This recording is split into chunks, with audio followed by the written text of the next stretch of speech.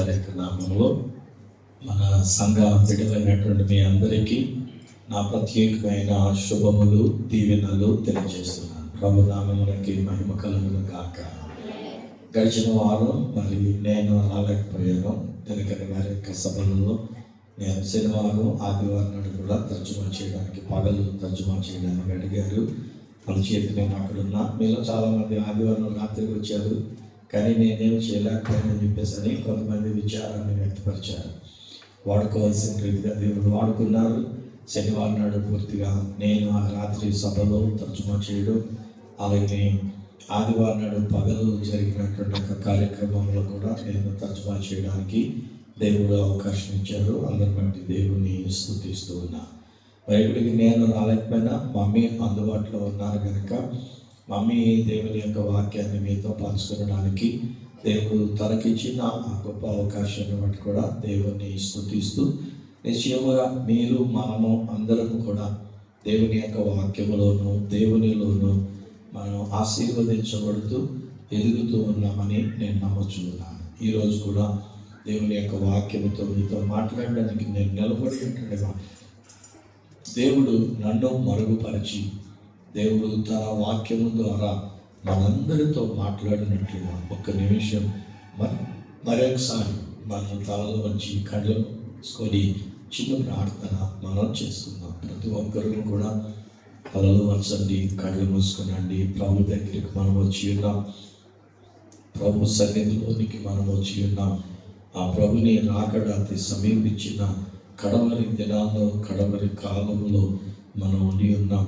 అందుచేత మనమందరం కూడా ఆ ప్రభుని సన్నిధిలో కనిపెట్టుకుంటూ, ప్రభువా నాతో మాట్లాడండి, మా అందరితో మాట్లాడండి, నీ వాక్యము ద్వారా మాతో మాట్లాడండి, మమ్మల్ని సిద్ధపరచండి, మీరే మహిమ పొందుకున్నట్టు ప్రతి ఒక్కరూ మన హృదయాంతరంగంలో మనం ప్రార్థించుకుంటూ వాక్యం కొరకు మనం కనిపెట్టుకుందాం. మాతో మాట్లాడు ప్రభువా, నీవే మాట్లాడుమయ్యా.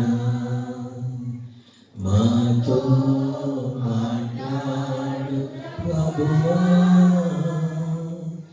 నీవే మాట్లాడుమయ్యా. నీవు పలికితే మాకు మేలయ్యా, నీవు పలికితే మాకు మేలయ్యా. నీ దర్శనమే మాకు చాలయ్యా, నీ దర్శనమే మాకు చాలయ్యా. మాతో మాట్లాడు ప్రభువా, నీవే మాట్లాడుమయ్యా. మాతో మాట్లాడు ప్రభువా, నీవే మాట్లాడుమయ్యా. తండ్రి, నీకు వందనాలైనా నీ ప్రియ కుమారుడైన యేసుక్రీస్తు వారి యొక్క నామములో మీకు మేము ప్రార్థన చేస్తున్నాం. ఆయన ఈ సమయమందు మీరు మాట్లాడాలి. నేను కాదునైనా, మనుషులు ఎవరూ కాదునైనా, మీరు మాతో మాట్లాడితే మాకు అదే చాలు, మాకు అదే మేలు. మీరు మాట్లాడితే మేము బ్రతుకుతాం, మీరు మాట్లాడితే మేము స్వస్థత పొందుకుంటూ ఉన్నాం. మీరు మాట్లాడినప్పుడు మీ మాటను మేము తీసుకుంటే మాకు విడుదల వచ్చి ఉన్నది. మీరు మాట్లాడుట మేము తీసుకున్నప్పుడు మాకు ఆ పరలోక రాజ్యం అనుగ్రహించబడుతుంది. కనుక మీరు మాట్లాడండి, మీ దర్శనమే మాకు కావాలి. మనుషులు మేము చూడకూడదు. ఇక్కడ ఎవరు నిలబడ్డారు, డాడీ గారు నిలబడి ఉన్నారా, మమ్మీ గారు నిలబడి ఉన్నారా, ఇది కాదు నాయన. మా ప్రభావిత బిడ్డలందరూ కూడా మీ వైపు చూస్తూ దాని యొక్క బిడ్డలు మీ కొరకు మీరు కనిపెట్టుకోవాలి, మీ కొరకు వారు జీవించాలి. సహాయం చేసి నడిపించమని, దీవించమని యేసు నామమున ప్రార్థించి పొంది ఉన్నాము తండ్రి. ఆమేన్, ఆమేన్. మనం గడిచిన దినాల్లోనూ ఎక్కువ శాతం మనం ధ్యానం చేసుకున్నటువంటి ఒక విషయం ఏంటంటే మన ప్రభు అయిన యేసుక్రీస్తు వారి యొక్క రాకడ మనం జ్ఞాపకం చేసుకుంటూ ఉన్నాం. ప్రభు త్వరగా ఆయన వస్తూ ఉన్నాడు. ఆయన రాకడ అతి సమీపించిన కడవరి క్షణాల్లో మనం ఉండి ఉన్నాం. సో సంఘముగా మీరు, నేను, మనమందరము కూడా యేసు ప్రభు వారి యొక్క రాకడ కొరకే మనము ఎదురు చూస్తూ ఉండాలి. అంతకు మించి వేరేమి కాకూడదు, వేరేమీ ఉండకూడదు. మిగతా విషయాలు అంటారా, ఈరోజు నేను చెప్తాను. దేవుని యొక్క వాక్యంలో రాయబడినట్లుగా ఆయన నీతిని, ఆయన రాజ్యాన్ని మనం వెతికినప్పుడు మనకు కావలసినవన్నీ మనకు అనుగ్రహించబడుతూ ఉన్నాయి. ఏది కావాలో అది జరుగుతుంది. ఈరోజు ఒకవేళ మన బిడ్డలు ఇక్కడికి వచ్చినటువంటి మనము స్వస్థత కావలసి ఉన్నట్టే కనుక ఖచ్చితంగా నేను అంటాను, ప్రభు మనలను స్వస్థపరచి ఉన్నారు. ఒకవేళ మనకి ఏదైనా అవసరతలలో ఉండి ఉన్నట్లయితే ప్రభు మన ప్రతి అవసరతను ఆయన తీర్చి ఉన్నారు. ఆయన రాజ్యాన్ని మనం వెతికినప్పుడు ఈ లోకంలో మనకి ఏది జరగాలో అవన్నీ కూడా దేవుడు జరిగిస్తూ ఉన్నాడు. ధైర్యం తెచ్చుకున్నాండి.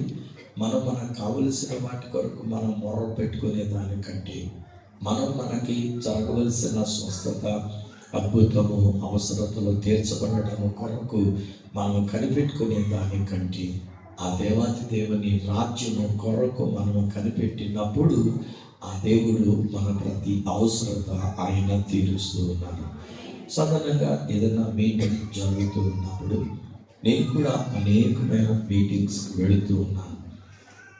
నేను ఎక్కువ గమనించే విషయం ఏంటంటే మనం మన ఇష్టాన్ని, మన కోరికను దేవుడు నెరవేర్చాలి అని మనం ఆశపడుతూ ఉంటాం. అదే మొరపెట్టుకుంటూ ఉంటాం. అదే దేవుని దగ్గర మనం అడుగుతూ ఉంటాం. దేవా, నాకు పలానా అవసరం ఉంది, అది తీర్చండి. నాకు పలానా కష్టం ఉంది, ఆ కష్టాన్ని తొలగించండి. నాకు పలానా సమస్య ఉంది, ఆ సమస్యను తీసివేయండి. ఎలాగున మనకేది కావాలని మనం అనుకుంటూ ఉన్నామో అది దేవుని దగ్గరికి వచ్చి మనం అడుక్కుంటూ దేవుని యొక్క మందిరంలో, దేవుని యొక్క సన్నిధానంలో అలాగిన మనము కనిపెడుతూ ఉంటాం. మొన్నటి దినాన్ని నేను కూడా పెద్దాపురం వెళ్ళినప్పుడు అడుగొచ్చిన దైవజనులు కూడా ఆ విషయాన్ని ఖండిస్తూ వచ్చి ఉన్నారు. మనకు కావాల్సింది మనం అడిగేదానికంటే మనం దేవుని ఏది మనకి ఇవ్వాలనుకుంటున్నారో అటుది ఆ దేవుడు మనకు అనుగ్రహించినట్లుగా ఆయన చిత్తము కొరకు మనము కనిపెట్టుకుంటే, ఆయన రాజ్యము కొరకు మనము కనిపెట్టుకుంటే నిశ్చయముగా ఆ దేవాతి దేవుడు తాను ఇవ్వాలనుకున్నది, మనం ఇవ్వాలనుకున్న దానికంటే ఆయన ఘనముగా ఎక్కువగా ఆయన మనకు ఇస్తారు కాదు, ఇచ్చి అన్నారు. అది మనం నమ్మాలి. ఈ ట్రూ గాస్పెల్ చర్చ్లో, ఈ సత్య సువార్త ఈ సంఘములో మనమందరము కూడా దేవుని రాజ్యము కొరకే మనము కనిపెట్టుకున్నాం.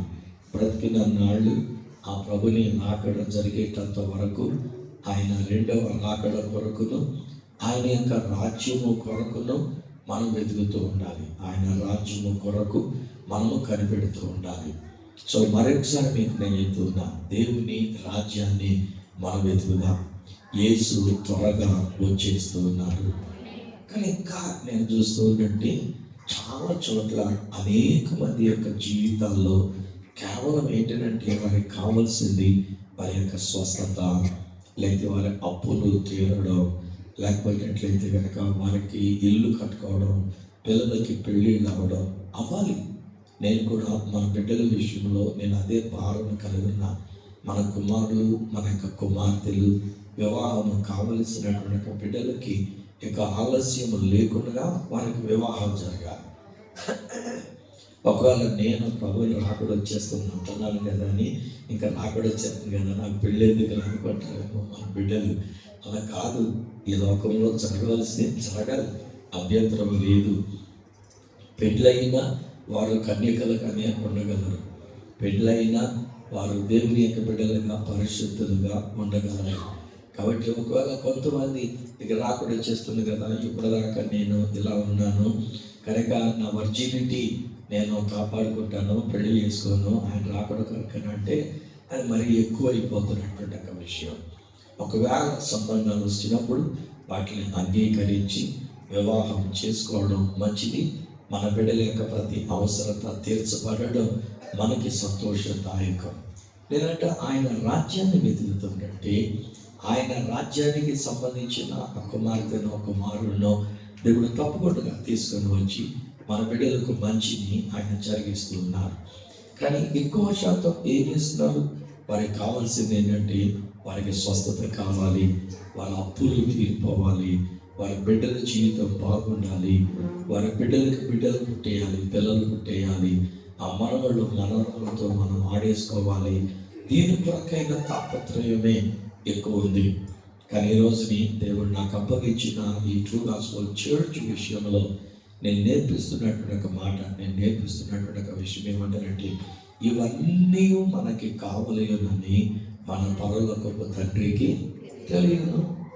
మనము చేయవలసింది ఏంటంటే ఆయన నీతిని, ఆయన రాజ్యాన్ని మనం వెతికినప్పుడు మనకు కావలసినవన్నీ కూడా మనకు అనుగ్రహింపబడును. లేక ఇంకొక మాటగా చెప్పాలంటే కనుక అవన్నీ కూడా మనకి కలుపబడును అనే విషయాన్ని నేను మీకు మరొకసారి జ్ఞాపకం చేస్తూ ఉన్నాను. మనకి ఏది కావాలో అవన్నీ కూడా మనకి అనుగ్రహించబడి, మనకు కలుపబడి, మనకు కావలసినవన్నీ కూడా మనకు ఇవ్వబడుతున్నాయి. ఆమె చెప్తాం అందరికీ. సో మీకు ఏది కావాలో అసలు మనసును పెట్టకండి. నాకు ఇది కావాలి అనే ప్రార్థన చేయకండి, నాకు ఇది జరగాలి అనేటువంటి రీతిగా అసలు మాట తలంపులను కూడా రానివ్వకండి. మీ యొక్క నా యొక్క తలంపులు దేని కొరకు ఉండాలి అంటే ఆ ప్రభుని రాజ్యము కొరకు, ఆ ప్రభుని రాకడ కొరకు అన్నట్లుగా మనం అట్టి తలంపులని మనము కలిగిన వారముగా మనము జీవిస్తూ ఉండాలి. ఆయన రాకడ సమీపించి ఉన్నది కనుక ఆయన రాకడ విషయంలో మనం ఎటువంటి యాటిట్యూడ్ మనం కలిగి ఉండాలి, ఎట్టి రీతిగా మనము జీవించాలి, ఎట్టి రీతిగా మనం ఉండాలి అనే విషయాన్ని ఈ రోజుకి ఒకటి నేను మీతో పంచుకోవాలని ఆశపడుతూ ఉన్నాను. చదవబడినటువంటి ఒక వాక్య భాగం మత్తయి సువార్త 25వ అధ్యాయం. మత్తయి సువార్త 25వ అధ్యాయం మొదటి వచనం నుండి ఉన్నటువంటి మాటల్లో నుండి నేను మీకు వివరించుకుంటూ ఈ సమయాన్ని మనం సద్వినియోగం చేసుకుందాం.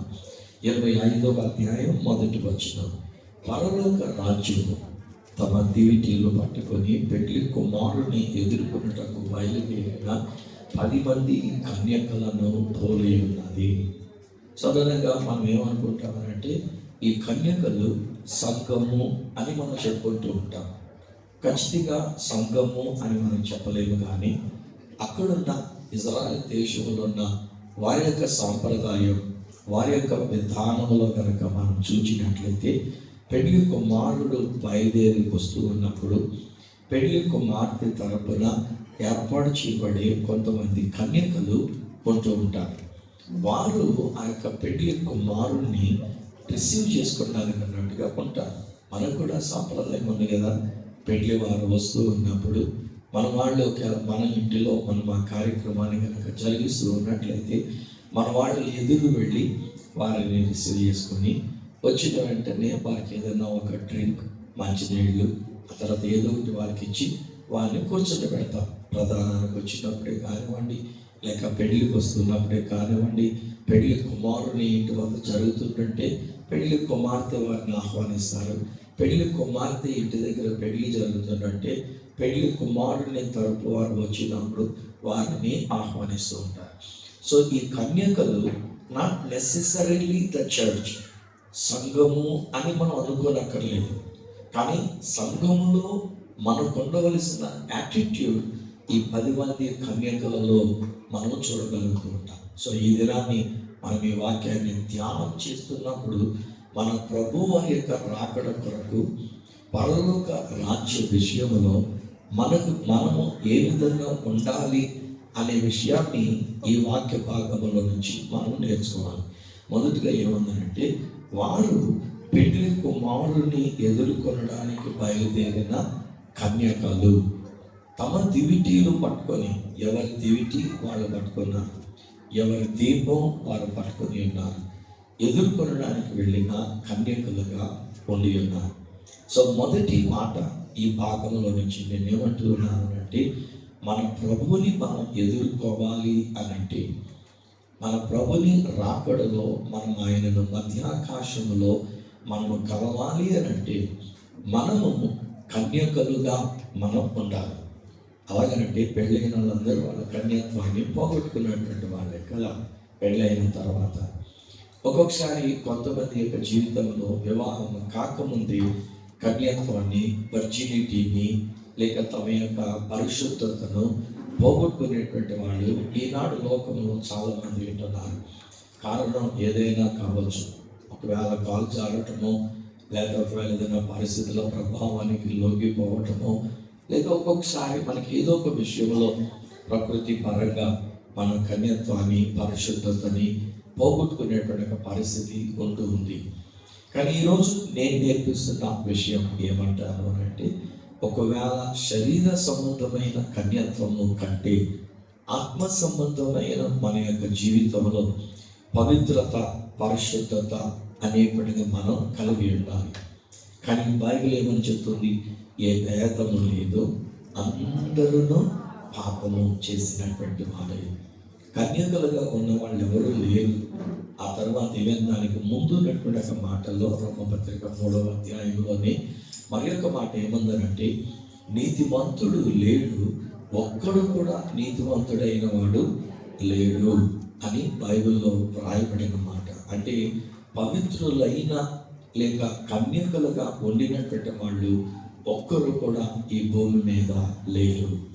కానీ దేవుడు తన కుమారుడైన యేసుక్రీస్తు వారిని ఈ లోకములోనికి పంపినప్పుడు మన గతంలో కూడా నేర్చుకున్న ప్రకారంగా పాపులను రక్షించడానికే యేసు ఈ లోకములోనికి వచ్చి ఉన్నారు. నశించిన వారిని వెతికి రక్షించడానికి మనుష్య కుమారుడుగా యేసు దేవుడై ఉండి మానవుడుగా ఈ లోకంలోనికి వచ్చి ఉన్నారు. లోకమంతటికి రక్షణ కలుగ చేయడానికి, లోకాన్ని రక్షించడానికి లోక రక్షకుడుగా యేసు ఈ లోకములోనికి వచ్చి ఉన్నారు. సో అప్పుడు యేసు వచ్చి సెలవులో తన ప్రాణాన్ని పెట్టుట ద్వారా యేసు తన యొక్క పరిశుద్ధమైన రక్తాన్ని చిందించుట ద్వారా నిశ్చయముగా ఆ యేసుక్రీస్తు ప్రభువు మన పాపములను తీసివేసి ఉన్నారు. నేను గతంలో కూడా నేను ఒక మాట చెప్తుండేవాడిని. అదేంటంటే, లోకంలో ఉన్న ఒక సామెత, చేతులు కాలిన తర్వాత ఆకులు పట్టుకుంటే ప్రయోజనం ఏమిటి అని లోక సామెతగా చెప్పుకుంటూ ఉంటారు. కానీ ఆ విషయంలో నేను నేర్పిస్తూ ఏమని చెప్పానంటే, ఒకవేళ చేతులు కాలినందు చేత చేతులకి మచ్చ అయ్యున్నప్పటికీ ఆకులు పట్టుకుంటే ఏమి జరగదు, మచ్చలాగానే ఉంటుంది. కానీ యేసు రక్తం ఆ చేతుల మీద కనుక మనం ప్రోక్షిస్తే అసలు కాలిన మచ్చే లేకుండా దేవుడు చేసేయగలిగినటువంటి దేవుడు. ఆమె అసలు మచ్చే కనబడకుండా ఒక్కొక్కసారి కొందరికి మనం చూస్తాం, కాలిన చేతులు కానీ, కాలిన ముఖము కానీ, కాలిన ఒళ్ళు కానీ, దాని మీద మచ్చ ఉంటుంది. ఎంతకాలమైనా మచ్చ ఉంటుంది. అది లోకపరంగా ఉండినటువంటి ఒక మచ్చ.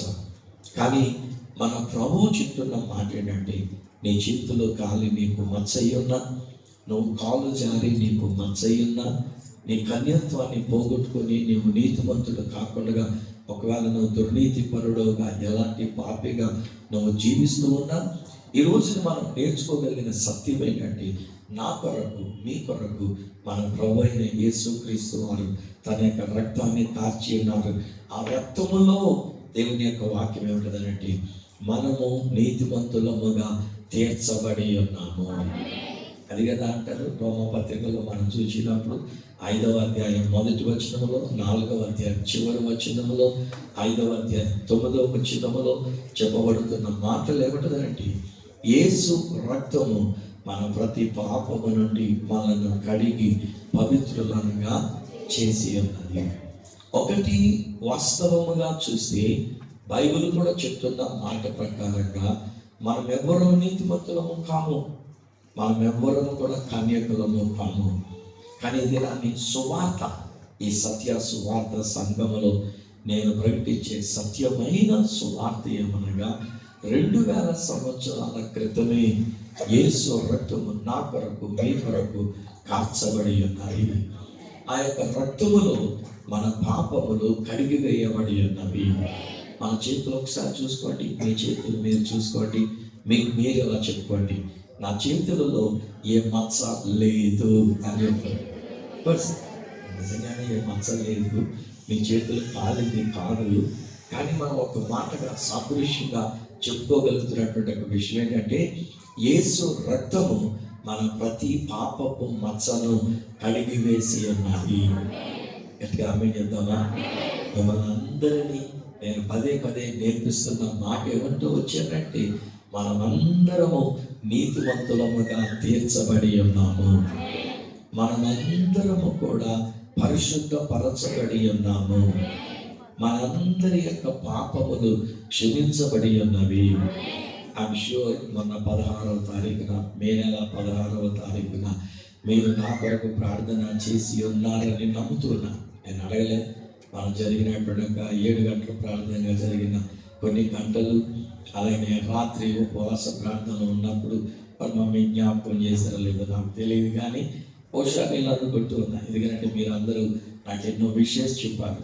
హ్యాపీ రీబోర్న్ డే లేకపోతే రీబర్త్ డే అని చెప్పేసి అని పెట్టుకుంటూ వచ్చారు. చాలామంది నాకు మెసేజ్లు వ్యక్తిగతంగా పెట్టారు, అలాగే చర్చ్ గ్రూప్లో కూడా నాకు యొక్క మెసేజ్లు అనేటువంటిది పెట్టి మీరు తెలియజేసి ఉన్నారు.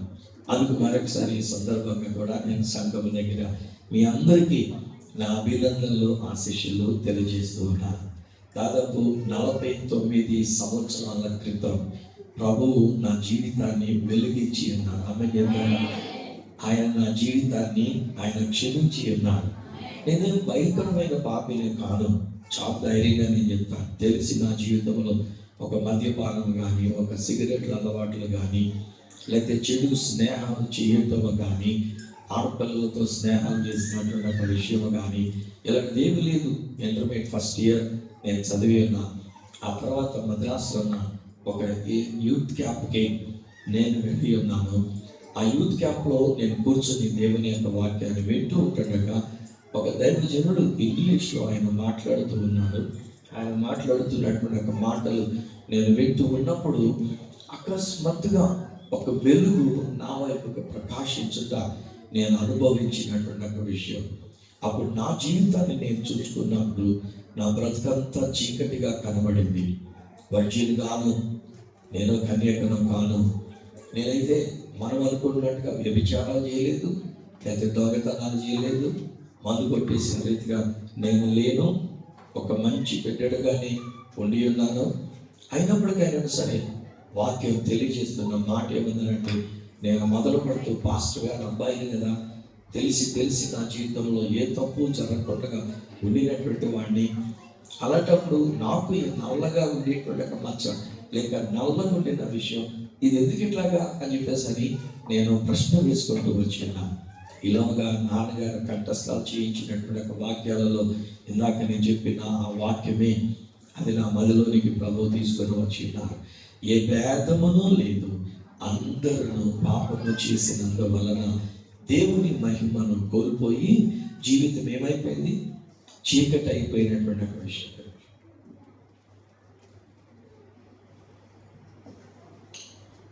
సో జీవితం చీకటి అయిపోయినటువంటిది. 49 సంవత్సరాల క్రితం, ఎప్పుడో 2000 సంవత్సరాల క్రితం కార్చిన ఆ రక్తముతో ప్రభువు నా చీకటిని భరించి శిలువ మ్రాణ మీద చీకటిలో రాలడినటువంటి తన స్వానుభవముతో నేను ఒక వచనం జ్ఞాపకం చేస్తుంటాను. అదేంటంటే తిమోతిలో రాసిన 2వ పత్రిక 1వ అధ్యాయం 9-10 వచనాలు ఉన్న మాట ఏమిటంటే, మన క్రియలను బట్టి కాక తన స్వకీయ సంకల్పమును బట్టి. ఆ క్రిందకు వచ్చినప్పుడు ఏమంటాడంటే, తన కృపను బట్టి ఆయన నన్ను రక్షించి ఉన్నారు. ఆయన నన్ను రక్షించినప్పుడు మళ్ళీ ఏ మచ్చ నా మీద విడిచిపెట్టలేదు. ప్రభువు నన్ను శుద్ధి చేసినప్పుడు, తన వెలుగుతో నన్ను నింపినప్పుడు, ఒక మూలన ఎక్కడో మళ్ళీ కొంత చీకటి నాకు మచ్చుకి ఆనవాళ్ళకు అన్నట్టుగా ఉంచలేదు. ఆయన నాలో ఉన్న చీకటి అంతా తీసివేసి, నా మీద ఉన్న మచ్చంతా తీసివేసి, తన రక్తముతో నన్ను కడిగినప్పుడు నేను నా చేతులు చూసుకుని అనుకుంటా, ప్రభువా ఈ చేతుల్లో ఏ మచ్చ లేకుండా, ఏ మచ్చ లేని వ్యక్తిగా నన్ను నీతివంతునిగా తీర్చావు, నీకు వందనాలు అని నేను దేవునికి స్తుతి చెల్లించుకుంటూ వచ్చాను. విచిత్రం ఏంటంటే 15వ తారీఖు రాత్రి ఇక్కడే ఉండూరులో నేను మీటింగ్లో ఉన్నాను. ఆ రాత్రి చాలా లేట్ ఇచ్చాడు నాకు. ఈలోగా నాకు ఇచ్చిన కాసేపటికి కరెంట్ పోయింది. దాని కొరకు ఒక అర్ధగంట వస్తుందని కనిపెట్టి, ఇక నేను ఉండలేక నేను అన్నదాన్ని, ఆయన కరెంట్ లేకపోతే నేను కిందకి వెళ్ళిపోయి వాళ్ళ దగ్గరికి వెళ్ళిపోయి మాట్లాడతానని చెప్పేసి అని మాట్లాడటం మొదలుపెట్టాను. ఈలోగా తర్వాత కొంతసేపు కరెంట్ వచ్చింది. మరలా తర్వాత మాట్లాడుతూ వచ్చి ఉన్నాను. నేను ఒక్కరోజే నేను అక్కడికి వెళ్ళాను కనుక దేవుని యొక్క వాక్యాన్ని వివరిస్తూ 12 అయిపోయింది, 12 దాటింది. ఆవిడ ఎవరో ఒకరు అంటున్నారు ఆల్రెడీ 16వ తారీఖు వచ్చేసిందని. నేను 16వ తారీఖు గురించి జ్ఞాపకం చేస్తూ ఉన్నప్పుడు, అంటే నేను అనుకున్న ప్రభా ఈ సంవత్సరం 49 సంవత్సరాలు నిండుకొని 50లోనికి అడుగు పెడుతున్నప్పుడు నేను 16వ తారీఖు మొదలుపెట్టిన ఆ నిమిషాలలో దేవుని యొక్క సువార్తను ప్రకటించుకుంటూ వచ్చాను. ఆ తర్వాత నేను 16వ తారీఖు శుక్రవారం నాడు చిలకలూరుపేట దగ్గర ఉన్న తిమ్మాపురం అని అక్కడ వాక్యాన్ని ప్రకటిస్తూ వచ్చాను. అక్కడ కూడా అంతే. ఈ రోజుల్లో మన మీటింగులు ఏంటంటే వచ్చేవాళ్ళ కోసం పాడి 9 తర్వాత ఇస్తాడు ప్రసంగికునికి సమయం. అక్కడ కూడా అంతే 9 దాటాక నాకు టైం ఇచ్చాడు. కాబట్టి 10, 11, 20కి నా గుంటూరులో మళ్ళీ ట్రైను. అక్కడి నుంచి 40-45 నిమిషాలు పడుతుంది నేను రావాలంటే గుంటూరు స్టేషన్లోనికి. అయినప్పటికైనా సరే నేను అక్కడ వాక్యాన్ని ప్రకటిస్తూ 10:30 వరకు దగ్గర అక్కడే ప్రకటిస్తూ ఉన్నాను. అప్పటికే నేను అదే చెప్పుకున్నాను. 16వ తారీఖు ముగింపులో కూడా దేవుని యొక్క వాక్యాన్ని ప్రకటిస్తూ క్రీస్తు కొరకు వెలుగుతున్న దీపముగా ఉండే భాగ్యం దేవుడు నాకు ఇచ్చారు అని చెప్పి దేవుణ్ణి స్తుతించుకుంటూ చెప్పాను. అప్పటికి భోజనం ఏం చేయకుండా టైం అవుతుందని నేను బయలుదేరి వెళ్ళిపోతున్నానన్నా. ఒకరిద్దరికి మాత్రమే ఫోటోలు తీసుకున్నారు. ఆ ఇంట్లో ఏ ఇంట్లో ఉన్నానో వారి కొరకు ప్రార్థన చేసి గబగబా మేము కారెక్కాం. చాలా వేగంగా తీసుకుని వచ్చి ఉన్నారు. తీరా గుంటూరు స్టేషన్లోకి వచ్చి ప్లాట్ఫామ్ నెంబర్ 6 కనుక అక్కడికి ఇలా వెళుతూ మెట్లెక్కుతున్నాం. ప్లాట్ఫామ్ నెంబర్ 6కి అండర్ గ్రౌండ్ వచ్చి మెట్లెక్కాలి కనుక ఎక్కుతూ ఒకటి ఎవరో దిగొస్తుంటే రాయగడ్డలో ఎక్స్ప్రెస్ ఉందా అంటే ఇప్పుడే వెళ్ళిపోయిందని అన్నాడు. ఏజ్ అర్థం చేయి. నేను ఎక్కవలసిన ట్రైను, నాకు రిజర్వేషన్ చేసిన ట్రైను, నేను ఇంతగా దేవుని కొరకు వాడబడితే ఆ ట్రైన్ కాస్త మిస్ అయిపోయింది. ఏం చేయాలో తోచలేదు. మళ్ళీ అక్కడి నుంచి సూర్యమంటూ మళ్ళీ బయటకు వచ్చాం. మమ్మల్ని తీసుకొచ్చిన కారు అతను విశ్వాసే, తను కూడా అక్కడ ఉన్నారు. వచ్చిందని చెప్పాం. తీరు వెళ్ళేసరికి ఆ మెట్లు ఎక్కుతున్నాం, ట్రైన్ వెళ్ళిపోయిందని చెప్పేసి అన్న వార్త వినబడింది అన్న. వెంటనే అతను ఏమన్నాడంటే విజయవాడ వెళ్ళిపోతాం రండి అన్నాడు. మళ్ళీ గుంటూరు నుంచి విజయవాడకి. అప్పటికి మళ్ళీ స్పీడ్ కొడుతుంటే నేను ఆయన అక్కర్లేదు, వెళ్ళిపోయి ఈ ట్రైనే దొరుకుతుందని అనుకోవద్దు. ఏమో దేవుని యొక్క చిత్తం, ఏ ట్రైన్ దొరుకుతా ట్రైన్ ఎక్కుతా, 4 డబ్బులు ఖర్చు పెడితే ఎలాగో నాకు సీట్ దొరుకుతుందిలే పర్లేదు, ఏ హై క్లాస్ అయినా ఏ క్లాస్ అయినా మొత్తానికి ఎక్కేస్తానులే పర్లేదని చెప్పేసి అని ధైర్యపరచుకుంటూ వచ్చి ఉన్నాం. మేము వచ్చిన తర్వాత రైల్వే స్టేషన్ దగ్గరికి వస్తూ ఉన్నప్పుడు ఆ ట్రైన్ బ్రిడ్జ్ నుంచి కింద నుంచి వస్తుందంటే పైన ట్రైన్ అవుతుంది. అది నేను ఎక్కవలసిన ట్రైన్. దేవుడు అంతసేపు కృష్ణ కెనాల్ జంక్షన్లో ఆ ట్రైన్ ఆఫ్ చేశారు. అప్పుడు వస్తూ వచ్చింది. మావాడ గబగబా తీసుకుని వెళ్ళి స్టేషన్ మొమెంట్ మీద పెట్టి ఉన్నాడు. నాతో పాటు వచ్చి ఇంకొక బ్రదర్ నా బ్యాగ్ పట్టుకొని పరుగు నుంచాం. ఇక్కడ కూడా 6వ నెంబర్ ప్లాట్ఫామ్ని గబగబా మేము మెట్లు దిగి వెళ్ళేసరికి ట్రైన్ ఉంది. మా భోగి ఎక్కడ ఉందంటే బాగా ముందుకుందన్న, నడవలేకపోతున్నా, ఆయాసం వస్తూ ఉంది. ఆయన నేను నడుచుకుంటే ఇంకొక ఆయన అంటాడు, పోనీ ఇక్కడ ఎక్కేది పాస్టర్ గారు మీరు అని చెప్పేసి అని అన్నాడు. వద్దులేదు ఆయన, ఎక్కడ వరకు వెళ్తే అక్కడ వరకు వెళ్దాం, కదిలితే అప్పుడు ఎక్కుతాను, ఎందుకంటే మధ్యలో ఒకవేళ డోర్ ఉంటుంది ఉండకపోద్ది, ఏసీ వరకు వెళ్దామని చెప్పి అప్పుడు ఏసీ భోగి నా భోగి వరకు వచ్చి నా ఓగిల్లో ఎక్కించి నా భర్త నా కోసం సిద్ధంగా ఉంది. ఆయన పని, ఆయన రాజ్యం మీద ఉన్నప్పుడు ఆయన మనకు కావలసినవన్నీ ఇస్తూ ఉంటాడు. ఆయన గుంటూరులో ట్రైన్ మిస్ అయిపోయినా కారులో గుంటూరు నుంచి మనం 30, 50, 40 కిలోమీటర్లు మేము మళ్ళీ ఇక్కడికి మేము ప్రయాణం చేసి వచ్చేటంత వరకు దేవుడు ట్రైన్ కృష్ణా కెనాల్ దగ్గర ఆపారు. ఆ తర్వాత నేను స్టేషన్లోకి వస్తున్నప్పుడే అది కూడా స్టేషన్లోకి వచ్చి నేను వచ్చి నా బెడ్ సర్దుకునేటంత వరకు కూడా నాకు విజయవాడ నుంచి అది కదిలినటువంటిది కాదు. అందుకే ఈరోజు నేను చెప్తూ ఉన్నా, మనకేది అవసరమో దాని కొరకు మనం టెన్షన్ పడద్దు. మా వాళ్ళు అనుకున్నారు ఒక్కరు 10 నిమిషాలు 5 నిమిషాలు ముందు బయలుదేరుంటే నేను అయింది మనం ఏం కలవకూడదు. అప్పుడు నేను మనసులో అనుకుంటున్నా, చివరిలో యేసు రాజుగా వచ్చుచున్నాడు అన్న పాట ఒక పల్లవి నేను పాడి వారి ప్రార్థనలో నడిపించాను. సో అది చేయకుండా నేను ప్రార్థన చేసేసి బయలుదేరిపోయి ఉండుంటే గుంటూరులోకి నాకు దొరుకుండేదేమో. ఇప్పుడు నాకు ట్రైన్ లేకుండా నేను ఎలా వెళ్తాను అని కాసేపు అనుకుంటూ వచ్చాను. మరలా మొదలు పడితేనంటే, దేవా నీ రాజ్యము కొరకు కదా నేను పనిచేశాను, నీ రాజ్యము కొరకు కదా నేను ప్రకటిస్తూ వచ్చి ఉన్నాను. అలాంటప్పుడు నాకేం జరగదు జరిగిస్తాం, అది కాకపోతే ఇంకో ట్రైన్ ఎక్కిస్తాం, అట్లీస్ట్ బాధడు అని చెప్పేసి అనుకొని ప్రభుని స్తుతించుకుంటూ వచ్చి ఉన్నా. మిక్కిలి ప్రియమైన సంగమా, దేవుని యొక్క బిడ్డలారా, మనకి ఇది కావాలి అది కావాలని దేవుని దగ్గర అడగొద్దు. ఆయన రాజ్యము కొరకు, ఆ యేసు రాజు కొరకు మనం కనిపెట్టుకుంటూ ఉండాలని నేను క్రీస్తు ప్రేమతో మీకు తెలియజేస్తున్నా. కన్యకలుగా ఉండాలని నేను మీకు తెలియజేస్తూ ఉన్నాను. ఒకవేళ ఏదైనా పొరపాటు జరిగినా మన ప్రభువు తన రక్తముతో మనలను కడిగి ఉన్నారు, పవిత్రపరచి ఉన్నారు, మచ్చ లేకుండా చేసి ఉన్నారు. ఒక్కొక్కసారి లోకం ఏం చేస్తూ ఉంటుంది అంటే మన మచ్చని ఉన్నది అన్నట్టుగా చెప్తూ ఉంటుంది.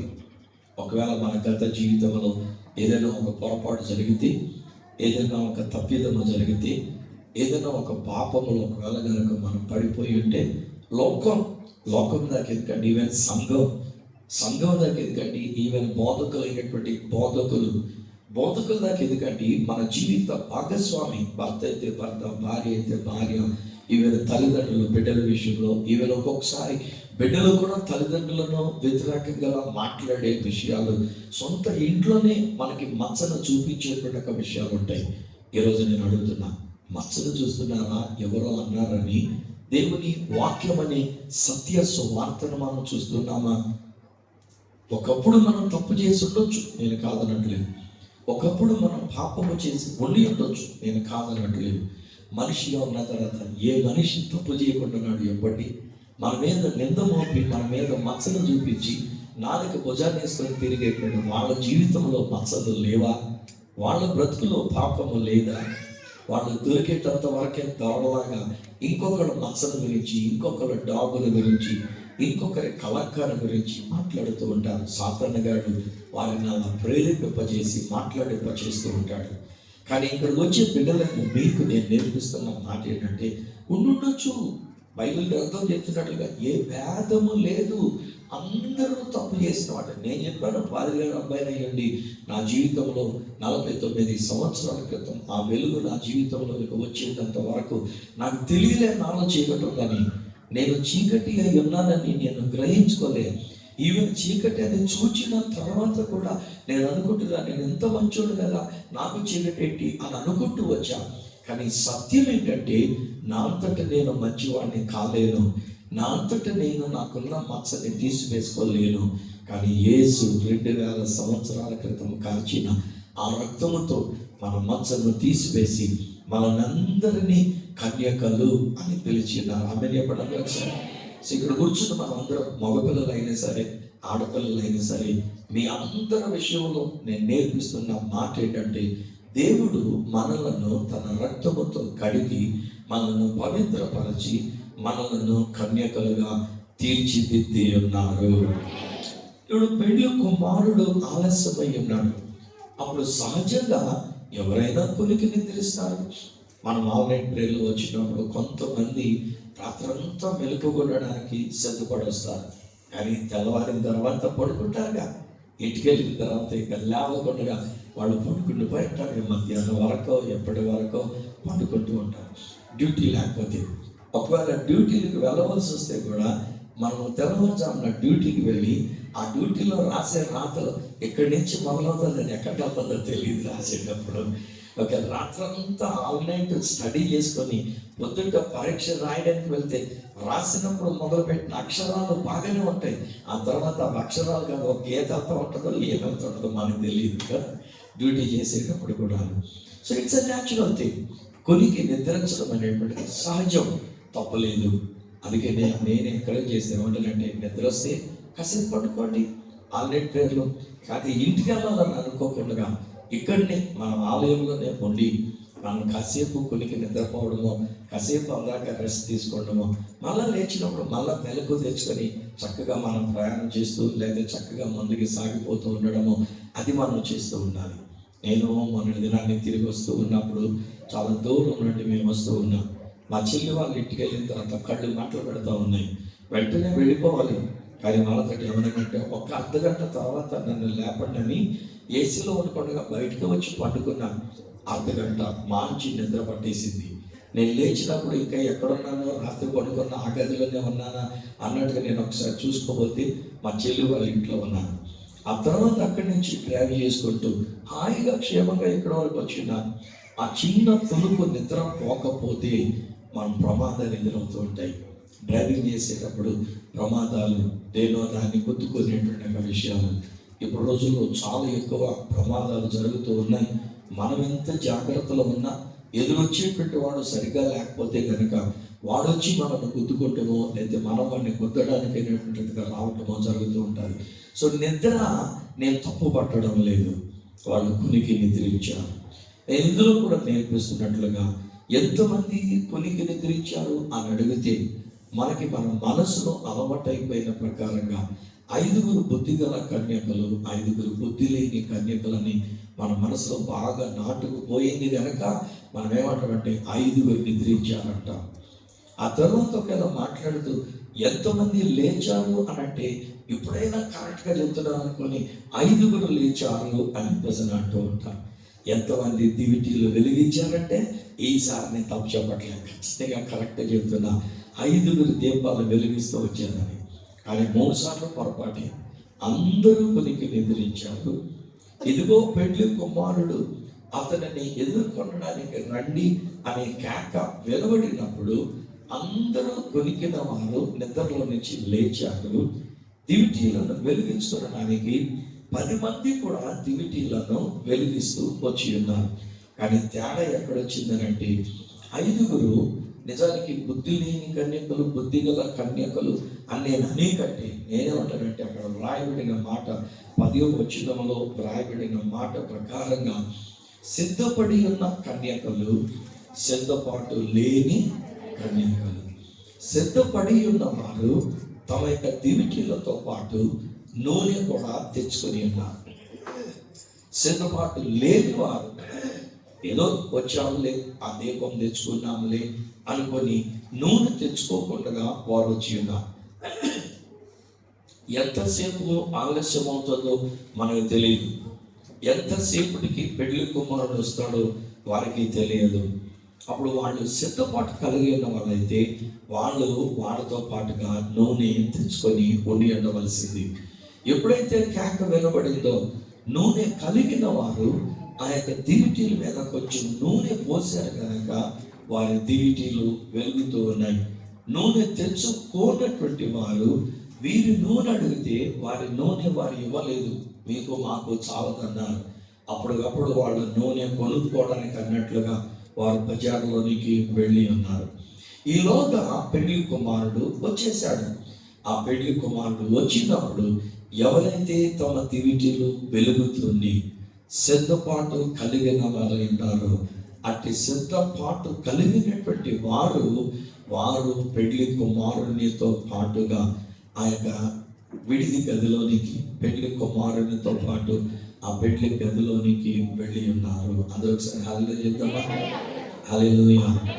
సో ఈరోజు నేను మాట్లాడుతున్న మాటల్లో మొదటి విషయం నేనేమన్నానంటే ఆ పెళ్లి కుమారుని మనం ఎదుర్కోవాలి అనంటే ఆ పెళ్లి కుమారుని ఎదుర్కొనడానికి మనము కన్యకలముగా మనం పరిశుద్ధపరచబడిన వారముగా మనం ఉండాలి, సిద్ధపడిన వారముగా మనం ఉండాలి. రెండవది, మనం నూనె కలిగినటువంటి వారముగా మనం ఉండాలి. ఈ నూనె పరిశుద్ధాత్మనిగా నేను పోలుస్తూ ఉన్నాను. కాబట్టి ఒకటి, ఈ మిగిలిన 5గురు నూనె కొనుక్కోవడానికి వెళ్ళారు. పరిశుద్ధాత్మని డబ్బులు ఇచ్చి మనం కొనుక్కోలేము. నూనె అన్నప్పుడు పరిశుద్ధాత్మని డబ్బులు ఇచ్చి మనం కొనుక్కోలేము.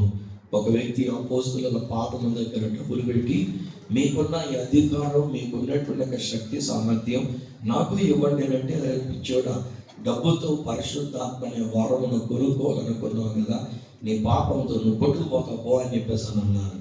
అంతే, వాడి యొక్క జీవితం లేక బాగుపడలేము. పరిశుద్ధాత్ముడు దేవుడు మనకు అనుగ్రహించిన వరము, దేవుడిచ్చిన వరము. నేను పదే పదే ఈ సంఘములో నేను చెప్తూ వచ్చినాను, అదేంటంటే దేవుని పరిశుద్ధాత్మ ఇక్కడ ఉన్నారు. దేవుడు తన పరిశుద్ధాత్మను మనలో కుమ్మరించి ఉన్నారు. దేవుడు తన పరిశుద్ధాత్మను మన మీద ఇచ్చి ఉన్నారు. అప్పుడు మనం ఎలా ఉండాలి? మనలో మన మీద ఉండినటువంటి యొక్క పరిశుద్ధాత్ముడు మనల్ని వెలిగిస్తాడే తప్ప మనల్ని నామకార్థ క్రైస్తవులుగా ఉంచడు. I'm fed up with the nominal Christianity. నేనంటున్నా, there is no difference between a Christian and a nominal Christian. నామకార్థ క్రైస్తవుడు అని తేడా లేదు. అయితే క్రైస్తవుడు, లేక వాడు క్రైస్తవుడే కాదు. ఒకవేళ వాడు గుడికి వస్తున్న కన్యకగా ఉన్న, వాడు మందిరానికి వస్తున్నప్పుడు ఒక పవిత్రుడు అన్నట్లుగా 10 మంది గుర్తించిన, ప్రార్థన చేయబట్టే సుదీర్ఘమైనటువంటి ఒక ప్రార్థన, గంభీరమైన ప్రసంగం ఆ ప్రార్థనలో చేయగలుగుతూ ఉన్నా, ఒకవేళ అందరికంటే నేనేదో పెద్ద భక్తురాలని అన్నట్లుగా పోజేస్తూ ఉన్నా, వాళ్ళు క్రైస్తవులు గారు. నిజమైన క్రైస్తవులు ఎవరు అని కనుక మనం ఆలోచన చేస్తే, ఎవరు పరిశుద్ధాత్మను కలిగిన వారయ్యండి దేవుని ఆత్మ చేత నడిపించబడతారో. రోమాపత్రిక 8వ అధ్యాయం 14వ వచనం 16వ వచనాల్లో ఉన్న మాటలు ఏంటంటే, 16వ వచనంలో మనము ఆయన యొక్క పరిశుద్ధ ఆత్మను బట్టి ఆయన పిల్లలముగా మనం పరిగణించబడుతున్నాం. ఆ తర్వాత మనం చూసినట్లయితే, ఎందరైతే దేవుని ఆత్మ చేత నడిపించబడతారో వారందరూ దేవుని కుమారులై ఉన్నారు. ఎందుకంటే క్రైస్తవ మతం మనకొద్దు, క్రైస్తవ మత ఆచారం మనకొద్దు. ఒక విషయంలో నేను మిమ్మల్ని కూడా గద్దిస్తూ ఉన్నాను, మీ మీద కూడా తప్పు ఒకటి మోపుతూ ఉన్నాను. మనం గడిచిన 40 దినాల కార్యక్రమాలలో వాడుక ప్రకారంగా వచ్చారు మీరందరూ కూడా. ఇంకా ఎక్కువ మంది వచ్చారు ఇప్పుడున్న వారి కంటే కూడా. కాబట్టి రాత్రులు అలవాటైన ప్రకారంగా వచ్చాము. నేను ప్రకటించింది, తండ్రిగా నేను ప్రకటించింది ఉదయకాలపు ధ్యానము కొరకని ప్రకటించాను. ఉదయం 5 గంటల నుంచి 6 గంటల వరకు మనం వద్దాము అని నేను ప్రకటించాను. కానీ 5 గంటల నుంచి 6 గంటల వరకు వచ్చింది చాలా తక్కువే. రాత్రి 7 గంటల నుంచి వచ్చింది ఆచార క్రైస్తవులుగా పరిగణించబడిన వాళ్ళు క్రైస్తవులు కాదు. నేను మళ్ళీ చెప్తున్నా, వాళ్ళు కాదు నాకు కావాల్సింది. కన్యకలు అనే పేరు ఉన్నప్పటికీ వారు కన్యకలు కాదు. ఒకవేళ క్రైస్తవులు అనే పేరు ఉన్నప్పటికీ క్రమంగా 40 రోజులు కూడా రాత్రి వచ్చినటువంటి వారు, నేనంటాను ఆచార పరంగా వచ్చినటువంటి వారు తప్ప ఆత్మచేత నడిపించబడిన వారు కాదు. నేను అక్కడి నుంచి నేను బయటకు వచ్చినప్పుడైనా, నా దగ్గరికి వచ్చినటువంటి వారినైనా ప్రభుని రాకడలో ఎత్తబడి గుంపులో ఉండటం కొరకు సిద్ధపరచడానికి నేను ఒక సత్యమైన సువార్తని ప్రకటిస్తూ ఉన్నప్పటికీ, ఈవెన్ మీలో కూడా కొంతమంది ఎట్లా ప్రవర్తించారు అని అంటే, లేదు మీరు ఆ మీద అనిపిస్తున్నారు కానీ మా మీద పరిశుద్ధాత్ముడు లేడు అని నిరూపించుకొని ఉన్నారు. అయిపోయిన తర్వాత కూడా నేను జ్ఞాపకం చేశాను, తెల్లవారుజాము ప్రార్థన మాత్రం ఉంటుంది. ఇది గంట కాదు, కేవలం అర్ధ గంట, 5 నుంచి 5:30 వరకు ఉండేటువంటి ఒక ప్రార్థన. రండి అని చెప్పారు. 10 మంది 15 మంది కంటే ఎక్కువ మంది లేరు తెల్లవారుజాము ప్రార్థనలో. అప్పుడు ఏంటంటే, how can we expect to enter into the kingdom of God? We are like those 5 people that has gone out for the anointing oil. అభిషేకము కొరకు, తైలము కొరకు, తమ దివిటీలు వెలిగించుట కొరకు మార్కెట్లోనికి వెళ్ళినటువంటి క్రైస్తవులుగా, పేరుకి మాత్రమే క్రైస్తవులుగా నా దృష్టిలో అయితే నేను క్రైస్తవులు కావాలంటాను. వాళ్ళు క్రైస్తవులని అనిపించుకోరు, నామకార్థ క్రైస్తవులు లేరు. ఉంటే క్రైస్తవులు లేదా క్రైస్తవులు కానివారు అనేటువంటి రీతిగా, ఉంటే క్రీస్తు లేదంటే వాళ్ళు క్రీస్తులు కానటువంటి వారుగా ఉండేటువంటి జీవితం. వారు వెళ్ళినప్పుడు పెళ్లి కుమారుడు వచ్చాడు. ఎవరు సిద్ధపడి ఉన్నారో అనగా ఎవరు తైలాన్ని కలిగినటువంటి వారై ఉన్నారో వారు వెలుగుతున్న దివిటీలు కలిగి పెళ్లి కుమారునితో పాటు వెళ్ళి ఉన్నారు. ఈ రోజున ప్రశ్న, మీరు కన్యకలుగా ఉండి ఉన్నారా? మనం కన్యకలు కాలేము, మనంతటి మనం కన్యకలుగా మనం నిరూపించుకోలేము. కానీ యేసు తన ప్రేమ చేత కృప చేత మనను పవిత్రపరిచి మనను కన్యకలనుగా ఆయన పలికి ఉన్నారు. ఆమేన్ చెప్తాం. ఇప్పుడు మనంతట మనం దీపాన్ని వెలిగించుకోలేము, మనం వెలుగుతున్న దీపములుగా మనం ఉండలేము. కేవలం పరిశుద్ధాత్ముడు మనలో ఉన్నప్పుడు మాత్రమే మనం వెలుగుతూ ఉంటాం. నేను టీవీలో కూడా నేను చెప్పాను, 16వ తారీఖున నా యొక్క ప్రోగ్రాంలో నేను చెప్పాను, నేను మానవుడనే, నేను ఉప్పు కారం తింటున్నటువంటి వాడిని, నేను కూడా ఈ శరీరంలో రక్త మాంసంలో ఉండినటువంటి వాడిని. ఒక్కొక్కసారి నాకు ఏదైనా శోధన ఎదురైనప్పుడు, తలంపులు ఎదురైనప్పుడు, అసూయ ద్వేషాలు నాలోనికి వస్తూ ఉన్నప్పుడు నా దీపం రెప్రెపలాడుతున్నటువంటి రీతిగా ఆరిపోయేటువంటి దీపముగా రెప్రెపలాడుతూ, ఒక్కొక్కసారి కొన్ని పరిస్థితులను బట్టి నా యొక్క దీపం చిమ్మినీకి మసి పట్టినటువంటి వాణిగా, వెలుగు బయటికి కనబడకుండా ఆ మసి పూసినటువంటి చిమ్మినీగా నా జీవితానికి ఉండినటువంటిది. కానీ నేను చెప్పిన మాట ఏమన్నానంటే, కేవలం దేవుడు తన పరిశుద్ధాత్మ ద్వారా 49 సంవత్సరాల పాటు ఈ దీపాన్ని వెలిగిస్తూ దేవుడు వచ్చినారు. ఆమేన్ చెప్తాం ఒకసారి. ఇప్పుడు 50వ సంవత్సరంలో అడుగు పెట్టాను. ప్రభు చిత్తమైతే, ప్రభు నేను అక్కడ ఆలస్యమైతే, నేను సజీవునిగా ఈ దేహంలో ఉన్నట్లయితే వచ్చే సంవత్సరం మే 16వ తారీఖున నేను ప్రభుని స్తుతిస్తూ ప్రభుని ఘనపరచడానికి ఒక మంచి కార్యక్రమం ఏదైనా పెట్టుకొని నేను దేవుని మహిమపరచాలని సిద్ధంతో నేను ఉన్నా. ఈలోగా ప్రభుని రాకడొస్తే వెలుగుతున్న దివిటీగా వెళ్ళిపోతాను అక్కడికి. ఒకవేళ ఈలోగా ప్రభుని అక్కడ ఆలస్యమైన భూమి మీద కనుక మనం ఒకవేళ మరణించడం అనేటువంటిది జరిగితే, నిద్రించడం అనేది జరిగితే, ఒకవేళ ఉండేవారు మిగతా వాళ్ళు నన్ను జ్ఞాపకం చేసుకుని ఇలా చేద్దామని అనుకున్నారు డాడీ, ఆయన లేకపోయినా మనం ఆయన దీపాన్ని వెలిగిద్దామని ఒక దీపం వెలిగించి ఇక్కడ పెట్టవచ్చు, ఒకవేళ ఆ రీతిగా ఏదైనా జరిగితే కనుక. కానీ ఈరోజు నేను అడుగుతున్న ప్రశ్న ఏంటంటే, మరి మీరు వెలుగుతూ ఉన్నారా? మీరు పరిశుద్ధాత్మను కలిగిన వారు ఉన్నారా? ఇప్పుడు మనకున్న పరిస్థితి ఎట్లా ఉంటుంది అంటే, మనకు ఒకవేళ ఎక్కడైనా తైలాభిషేక పండుగ అని పెట్టారనుకోండి, అక్కడికి వెళ్ళడానికి మనం రెడీ అయిపోతూ ఉంటాం. అది కాకినాడ కానివ్వండి, హైదరాబాద్ కానివ్వండి, లేక దూరంలో ఉన్న చెన్నై కానివ్వండి, లేక ఎక్కడెక్కడ ఉన్నటువంటి స్థలాలకు కానివ్వండి, మనం ఏం చేస్తున్నామంటే ఎవరైనా ఒక తైలాభిషేకం అనేటువంటిది మనకు పోస్తే వాళ్ళు రాసినటువంటి తైలం, నేను ఓపెన్గా నేను చెప్తున్నాను బిడ్డ, ప్రతి ఒక్క సీసాకి వాళ్ళు ప్రార్థన చేసింది కాదు. సహజంగా ఏంటంటే ఒక డబ్బాలో నీళ్ళు నూనె పోసేసి దాని మీద ఒకవేళ చేతులు ఇచ్చి ప్రార్థన చేయొచ్చు. లేదా ఒక్కొక్కసారి ఆ తైలాభిషేకం చేసేవాళ్ళు చేయకపోయినా కింద ఉన్న అసిస్టెంట్లు ప్రార్థన చేసి దాన్ని చిన్న గుడ్లలో పోసేసి మనకి ఇచ్చేస్తే మనం అత్తర్వత్తంగా తీసుకొచ్చి మళ్ళీ దాన్ని ఏం చేస్తాడు, పెద్ద సీసా కొనుక్కొని దాంట్లో ఈ కొంచెం ఔన్సుడు సీసా నూనె అందులో పోసి దాన్ని రాసుకుంటా కూర్చుంటాం. ఆ కొబ్బరి నూనెలో ఏమీ లేదు, ఒలివ నూనె తీసుకొని వచ్చి నేను రాస్తే ఆ ఒలివ నూనెలో ఏమీ లేదు. కానీ ఈరోజు నీ తైలం అంటే ఏంటంటే పరిశుద్ధాత్మని కలిగి ఉండడం. ఆమె చెప్పండి ఒకసారి. కొనుక్కోగలిగిన తైలము కాదు, మనం కొనుక్కొనడానికైనా తైలము కాదు. ఒకసారి కొంతమంది అది కూడా చెప్తూ ఉన్నారు, మేము అక్కడ బయట స్టాల్లో మా యొక్క కొబ్బరిలో పెట్టాం, ప్రార్థన చేసి పెట్టాం, ప్రతి ఒక్కరు కొనుక్కొని వెళ్ళండి అంటే మన గొర్రెలు అంటూ ఉంటారు కదా అందరూ గొర్రెలని. సో ఈ గొర్రెలు ఏం చేస్తారంటే ఆ నూనె కొనుక్కొని తెచ్చుకున్నారు. ఆ నూనె కొనుక్కొని తెచ్చుకున్న తర్వాత వాళ్ళు లోపలికి వెళ్ళారా? ఆలోచన చేయండి ఈ కథలని. వాళ్ళు లోపలికి వెళ్ళలే. ఆ లోపల నుంచి స్వరం ఏమంటుందంటే, కొనుక్కొని తైలాభిషేకం సిలువ గుర్తు వేసుకొని వచ్చిన వాళ్ళ మీరెవరో నాకు తెలియదు, వెలుపలి చీకట్లోనికి పొండి అన్నాడు ఆయన. ఎవరు అంటున్నాడు? అందుకని తైలాభిషేకం కొరకు వెళుతున్నది కాదు. ఈ మధ్యలో కుమారుడు చెప్తున్నాను, కొంతమంది ఆ యొక్క పేటలోనికి వచ్చి శనివారం నాడే ఆరాధన, మీరు ఆదివారం నాడు ఆరాధన చేస్తే సరైనది కాదు అని క్రైస్తవుల దగ్గరికి వచ్చి యూదా మతాన్ని తీసుకొని వచ్చి పెడుతున్నారు. యూదులు విశ్రాంతి దినాన్ని ఆచరిస్తారు, మనము పునరుత్థాన దినాన్ని ఆచరిస్తున్నాం. ఆమె చెబుతాం.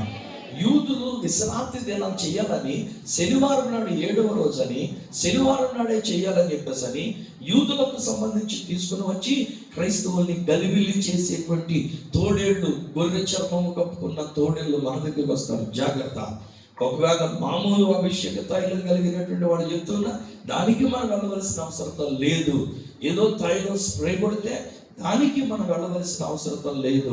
ఈరోజు నీ ట్రూ గాస్పెల్ చర్చిలో ఉన్నటువంటి మనం అందరం దేవి కొరకు మనం కనిపెట్టాలంటే పరిశుద్ధాత్ముడు నాలో ఉండి నన్ను నడిపిస్తున్నారు అన్నట్టుగా మనం కనిపెట్టుకోవాలి. ఆమె చెప్పండి ఒకసారి. ఎందరూ పరిశుద్ధాత్మ చేత నడిపించబడుతూ ఉంటారో వారు వెలుగుతున్న దివిటీలుగా ఉండి ఆ పెళ్లి కుమారునితో పాటు మనం లోపలికి వెళ్ళడానికి. అందుకే నేను అడుగుతున్నాను, మీరు సిద్ధపాటు కలిగి ఉన్నారా? మీ ఇష్టం, మీరు జవాబు చెప్పుకోండి. మీ దాన్ని మీరే జవాబు చెప్పుకోండి. మిగతా వాళ్ళకిలాగా మనం వచ్చేసినటువంటి డినామినేషనల్ సంఘాలకు లాగా కొంతమంది కేవలం సంఘం అన్న పేరు, కొంతమంది ఇంకా గర్వంగా ఏమనుకుంటారంటే మా సంఘమే పరలోకానికి వెళ్తుంది, మిగతా వాళ్ళు ఎవరో వెళ్ళరని చెప్పుకుంటూ తమ గొప్పలు చెప్పుకుని పక్కనున్న ఒక పాపితో మాట్లాడరు, పక్కనున్న వేరొక క్రైస్తవులతో కూడా మాట్లాడరు.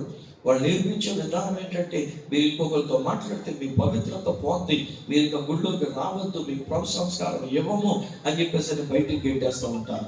నేను అలాగే అంటట్లేదు. ఒకవేళ మీరు ఎవరితో మాట్లాడినా నాకు అభ్యంతరం లేదు. ఈవెన్ ఒక పాపితో మీరు మాట్లాడుతున్నా నాకు అభ్యంతరం లేదు. ఒక త్రాగేటువంటి ఒక వ్యక్తితో మీరు తిరుగుతున్నా నాకు అభ్యంతరం లేదు.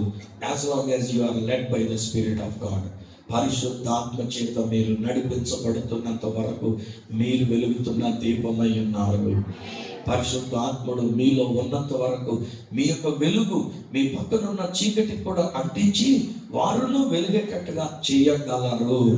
దేవుడు మీ వెలుగును కాపాడడానికి తన పరిశుద్ధ ఆత్మను ఇచ్చి ఉన్నారు. అందుకనే ఈ వాక్యంలో మనం చూసినప్పుడు ఏమని చెప్పబడినదంటే సిద్ధపాటు కలిగినటువంటి వారు పెళ్లి కుమారునితో పాటు ఆ గదిలోనికి వెళ్ళి ఉన్నారు. సిద్ధపాటు లేని వారు కన్యకలుగా పరిగణించబడినప్పుడు వెళ్ళి అర్ధరాత్రి కూడా నూనె కొనుక్కొని వాళ్ళ దీపాలు వెలిగించుకున్నప్పటికీ వాళ్ళు తిరిగి వచ్చి వారి దీపం వెలుగుతున్న ప్రభు ఏమన్నాడంటే అక్రమము చేయవారులారా మీరెవరో నాకు తెలియదు, వెలుపట చీకటిలోనికి బొండి అని ప్రభు అంటున్నమాట. ఈ సందర్భంలో ఒక మాట చెప్పి మిమ్మల్ని గద్దించి మిమ్మల్ని తప్పుదిద్ది నేను ముందుకు వెళ్తున్నాను ప్రార్థన చేయడానికి. అదేంటంటే మనకి మమ్మీ నేను మేమిద్దరం కూడా తెలియజెప్పిన విషయం ఏంటంటే 8:30కే మనం ఆరాధన చేసుకున్నానికి వద్దాము రండి అని పిలిచాము. 8:30కి వచ్చినటువంటి వాళ్ళు ఎంతమంది ఉన్నారో వాళ్ళకి తెలుసు. 8:30 ఆరాధనలో ఉండాలి, స్తుతి ఆరాధనలో ఉండాలి. నామకర్తలు ఉండొద్దు, వెళ్ళగని దివిటీలు కలిగిన కన్యకలు వద్దు. నా 10 మంది ఉంటే 10 మంది కూడా ప్రభుని రాకడలో ఎత్తబడే సంఘముగా ఉండాలి అనేటువంటిది. అందుకు నేను మీ కొరకు వాక్యం చెప్పడానికి నేనున్నా. లేకపోతే నన్ను పిలుస్తున్న అనేకమైన చోట్లకి ఆదివారం నాడు కూడా నేను వెళ్ళిపోయి సువార్త చెప్పుకోవడానికి అందుకు నేను బయటకు వచ్చాను. ఆ కట్టబడిన స్థితిలో నుంచి నేను బయటకు వచ్చింది ఎందుకు అనంటే ఫ్రీలాన్సర్గా వారం అంతా కూడా దేవుడు నాకు అప్పగించిన పనులు సాగిపోవాలి. ఒకవేళ ఆదివారం నాడు ఎక్కడికి వెళ్ళకపోతే నేను నా ఇంటి వారు కలిసి మేము ఆరాధన చేసుకోవడానికి మేము సిద్ధంగా ఉండి ఉన్నాం. అయినను మీరు వచ్చారు, మాకు వాక్యం కావాలని మీరు వచ్చారు. మీరు వచ్చినందు చేత నేను ఒక సంఘముగా దీనికి ఒక పేరు పెట్టి సంఘ కాపరిగా అన్నట్లుగా నేను ఉంటూ వచ్చి ఉన్నాను. కానీ మనం ఆ మాత్రం 8:30కి దేవుని ఆరాధించడానికి రాలేకపోతూ ఉంటే ఆ తర్వాత వచ్చిన వాళ్ళకి తలుపు వేయబడి అక్రమము చేయవాళ్ళరా మీరెవరో నేను అడుగున పొండి అనే పరిస్థితి మనకు రాకూడదు. ఇంకా ఆయన రాకడ జరగలేదు కనుక మన తలుపులు తీసి వచ్చి అక్కడ వాలంటీర్స్ పెట్టి ఎంత లేట్కి వస్తున్న వాళ్ళనైనా వాళ్ళని లోపలికి పిలుస్తూ ఉన్నాం. కానీ ఇది మాత్రం సత్యం, యేసు ప్రభుని 2వ రాకడ జరిగిన ఆ క్షణం తలుపులు వేయబడిన తర్వాత మీరు ఎంతొచ్చి బాధినా ఇక తలుపు తెరవబడదు. ఈ సంఘానికి సంబంధించిన కన్యకలై ఉండి ఉండొచ్చు, ఈ సంఘానికి సంబంధించి మీరు బయటికి వెళ్ళి దీపాలు వెలిగించుకొని వచ్చి ఉండొచ్చు, ఎక్కడెక్కడికో మీటింగులకు వెళ్ళి ఎక్కడెక్కడికో దూరాలకు వెళ్ళి వెళుతున్నారు. ఇక్కడికి వచ్చినటువంటి వారు వెళుతున్నారు. నాకు తెలుసు ఎవరెవరు ఎలాగున్నా దూర ప్రాంతాలకు వెళుతున్నారో, వారు వారికి ఉన్నటువంటి స్థితిగతుల్లో వెళుతున్నారో నాకు తెలుసు. వెళ్ళండి, అభ్యంతరం లేదు. కానీ నేను అంటున్న మాట ఏంటంటే, ఇక్కడ నేను దైవ సేవకునిగా ఆచితూచి మీకు ఇస్తున్న అద్భుతమైన సువార్త. మనం ఆలోచన బయటికి వెళితే నిష్ఠూరపు మాటలు, నింద మోపేటువంటి మాటలు, తిట్టేటువంటి మాటలు, ఇవి బయట లోకములో ఏ బోధకుల దగ్గర సరే మనం వెలగలుగుతున్నటువంటి విషయాలు. ఒకవేళ నేను అంటాను, నేను ఇచ్చింది ఆహారం చాలకపోతే, ఒకవేళ నిజంగానంత మంచి ఆహారం మీకు ఎక్కడైనా దొరుకుతూ ఉంటే వాడు వెళ్ళటం నాకు అభ్యంతరం లేదు. కానీ నేనేమంటానంటే, ఇక్కడికి రావలసిన వారమైంది, ఇక్కడ వాక్యము కొరకు ఆరాధన కొరకు 8:30కి అని మేము ప్రకటించిన తర్వాత కూడా ఇక్కడికి రాలేకపోయి ఇంకెక్కడికో వెళుతామని, ఇక్కడికి రాకుండా నిర్లక్ష్యముగా ఇంటి వద్దనే ఉండిపోయి, ఇక్కడికి రాకుండా పోనీ మాకు ఎక్కడైనా తైలం దొరుకుతుందేమో, ఎక్కడైనా మాకు బుద్ధి చెప్పి మమ్మల్ని తిట్టేవాళ్ళు దొరుకుతారేమో అనుకొని వెళ్ళి 4 తిట్లు తిట్టించుకొని దీపాన్ని వెలిగించుకొని వచ్చి ఉంటే, ఒకవేళ ప్రభుని రాకడ కనుక జరిగితే ప్రభు ఏమంటారు అంటే, అక్రమము చేయవాళ్ళారా, మీరెవరో అసలు నేను ఎరుగను, మీరు కన్యకలు కాదు, నాకు తెలియదు, అసలు మీరు ఎవరో నాకు తెలియదు అని సంఘములు ఉండినటువంటి బిడ్డల విషయంలో కూడా అనే ప్రమాదం ఉంది. నేనేమని అడుగుతున్నా, where is your preparation, where is your readiness? పోనీ 8:30కి దాటిపోయింది, తర్వాతకైనా వస్తున్నావు అంటే చాలా తీరుబడిగా, ఎవరి కోసం ఉండాలి, ఎవరి కోసం ఉండాలి, వాళ్ళు ఆ విధంగా ఉంటారులే అనేటువంటి రీతిగా చాలా తీరుబడిగా 9, 9:30, 10, 10:30 కూడా ఇంకా వస్తున్నటువంటి వారు అంటే, నేను అంటాను, you are not led by the spirit of God. మనము దేవుని ఆత్మచేత నడిపించబడుతున్న వారు కామన్నమాట. సో ఈరోజు నేను మీతో అడుగుతున్న మాట ఇది, ఆర్ యు రెడీ? మీరు సిద్ధంగా ఉన్నారా? యేసు రక్తముతో మీరు కడగబడిన కన్యకులుగా ఆయన కృప చేత సువార్తని అంగీకరించి, నేనైతే కన్యకను కాను కానీ ప్రభు నన్ను కన్యకగా తీర్చి ఉన్నారని విశ్వాసంతో మనం దేవుని దగ్గరికి రావాలి. రెండవదిగా, పరిశుద్ధాత్మనే తైలము అభిషేకాన్ని మనము కలిగిన వారు. నూనె సులుగుతులు కాదు నేను చెప్తుంది, నూనె కొమ్మరించబడ్డము కాదు నేను చెప్తుంది, పరిశుద్ధాత్మనే తైలాన్ని కలిగినటువంటి వారమై ఈ నా జీవితం వెలుగుతున్నట్లుగా మీరు కూడా వెలుగుతున్న దీపాలుగా ఉంటేనే ఆ ప్రభుని రాకడలో మనం సిద్ధపడిన వారం అవుతాం. ఒకవేళ పరిశుద్ధాత్మ ఉంది అని చెప్పుకుంటూ, పరిశుద్ధాత్మ నేను కలిగి ఉన్నానని చెప్పుకుంటూ కూడా ఒకవేళ ఇక్కడున్న బాహటమైన ఈ చిన్ని విషయంలో మనం 8:30కి దేవుని యొక్క సన్నిధికి రాలేకపోతే, నేనంటాను, where is the proof that you have the holy spirit of God? పరిశుద్ధాత్ముడు నిర్లక్ష్యం చేసి ఇంటికాడ ఉంచడు. పరిశుద్ధాత్ముడు ఈరోజు ఆదివారం 8:30కే స్తుతి ఆరాధన అని చెప్పారు కదా తల్లిదండ్రులు, మనం వెళ్ళాలి అని చెప్పేసి మీ పనులు త్వరగా ముగించుకోవడానికి వారిని సిద్ధపరుస్తారు, మిమ్మల్ని తీసుకొని వస్తారు.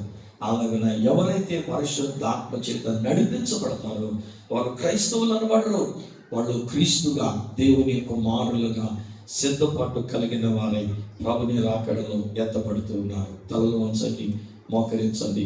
మనమందరం కలిసి ఒక్క నిమిషం మన యొక్క జీవితాన్ని దేవునికి అంకితం చేసుకుంటూ, మన యొక్క ఆత్మను ప్రభుకి అంకితం చేసుకుంటూ, ప్రభా ఇలా దీపాన్ని నువ్వు వెలిగించి ఉన్నావు కనుక నీకు వందనాలు అని చెప్పేసి ప్రభుకి మన స్తుతి ఆజ్ఞని చెల్లించుకుందాం.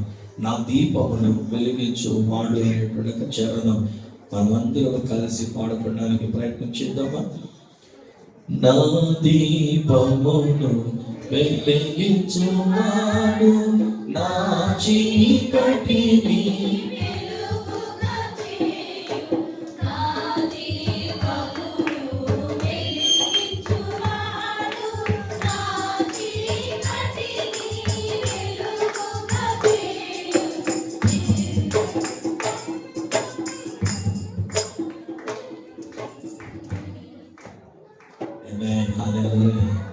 ఇలాగా చరణం తీసుకునండి. మళ్ళొకసారి మనం పాడుకుందాం.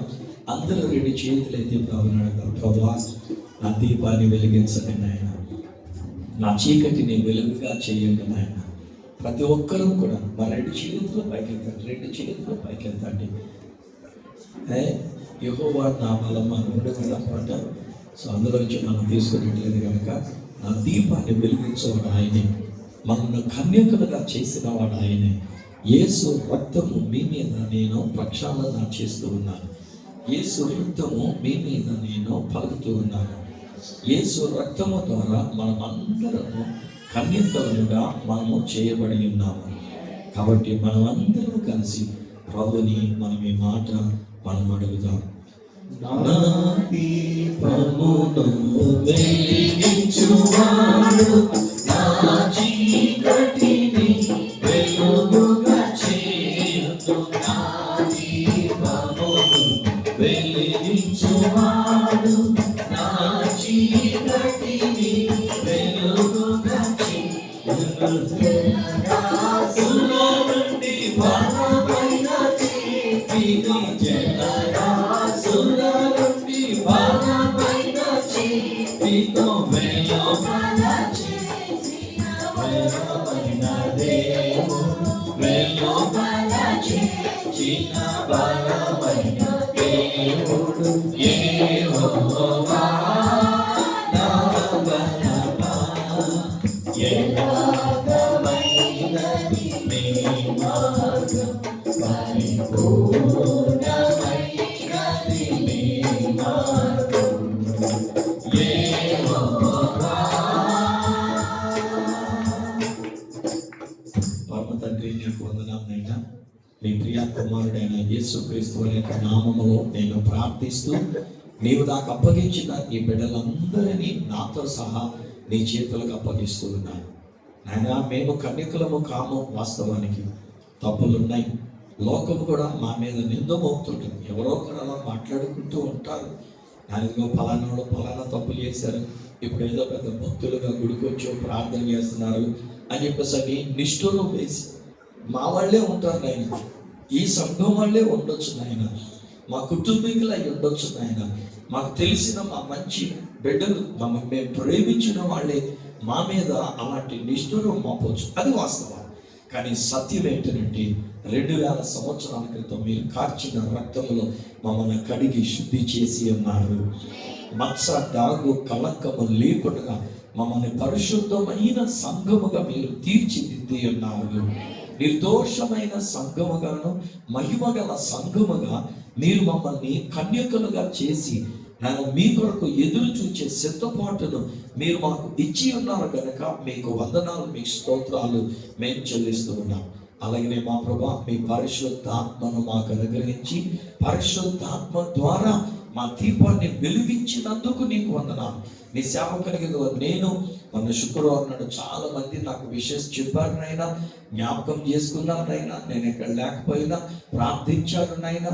మరి నా జీవితంలో మీరు చేసిన కార్యం 1976వ సంవత్సరం మే 16వ తేదీన నీ పరిశుద్ధాత్మ ద్వారా, నీ ప్రేమ ద్వారా, నీ సంకల్పమును బట్టి నీ దాసుడైన నా యొక్క జీవితంలో 15 సంవత్సరాలు నిండి 16వ సంవత్సరం అడుగుపెట్టిన నా జీవితంలో నీ వెలుగును నాకు ఇచ్చి నన్ను ఇప్పటి వరకు మీరు వెలిగిస్తూ వచ్చిన్నారు. శోధనలు ఎదురయ్యున్నా, రెప్రపలాడే పరిస్థితులు ఎదురయ్యున్నా, చిమ్నీకి నాయన బూజు లేక మసి పట్టినటువంటి పరిస్థితులు ఎదురయ్యున్నా నాన్న మీరు ఆ చిమ్ని తుడిచారు, నాన్న నా దీపాన్ని ఒత్తిని బాగు చేశారు, నేను వెలుగుతూ ఉండేటట్టుగా నన్ను స్వస్థపరిచాడు. నాన్న నేను బయటకు వచ్చినప్పుడు ఇక చనిపోతానేమో అన్నంతగా డిప్రెషన్లోనికి వెళ్ళిపోయిన నన్ను ఈ దీపాన్ని మీరు వెలిగించి నిలబెట్టి ఉన్నారు. మీకు వందనాలు, మీకు స్తోత్రాలు.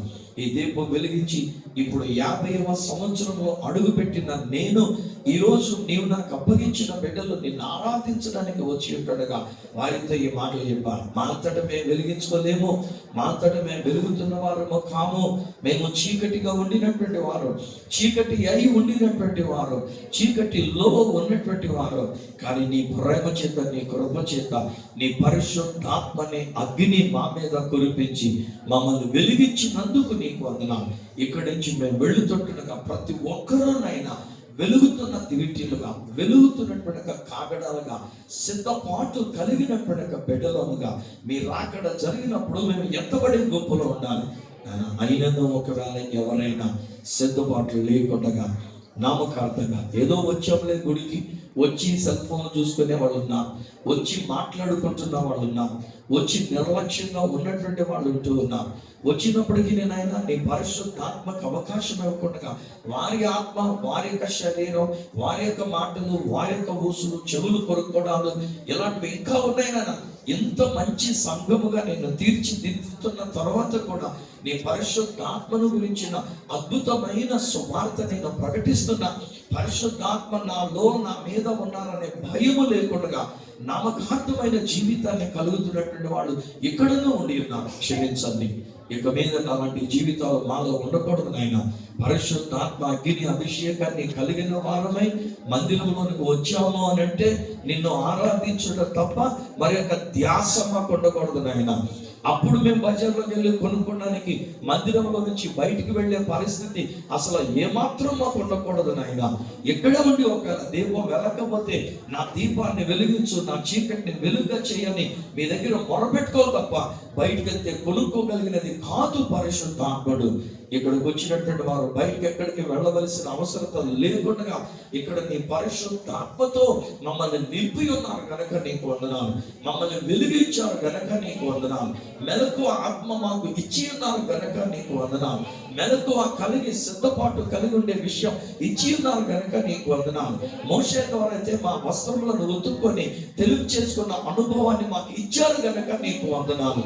ఈ సంఘం అంతటినీ నీ చేతిలో పెడుతున్నా, నీకు నేను అప్పగిస్తున్నా. దీవెనలతో నింపి నడిపించండి, నీ పరిశుద్ధాత్మతో నింపి నడిపించండి. మా శరీర క్రియలన్నీ తీసివేయండి. మా చీకటిని మీరు తీసివేశారు గనుక మీకు వందనాలైనా. మా దీపాన్ని వెలిగించారు గనుక నీకు వందనాలైనా.